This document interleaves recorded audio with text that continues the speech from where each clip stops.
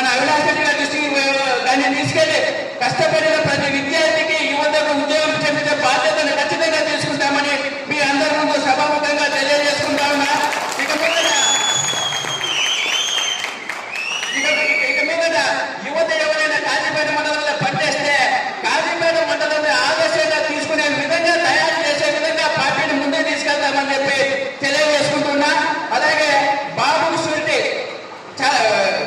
ఇక మీద మనం ఎక్కడో కాదు, మన నియోజకవర్గంలోనే చాలా మందిని చూసినాం పార్టీ మానాలని చూసేవాళ్ళని. కానీ ఇక్కడ ఉన్న ఎవరు పార్టీ మానరు.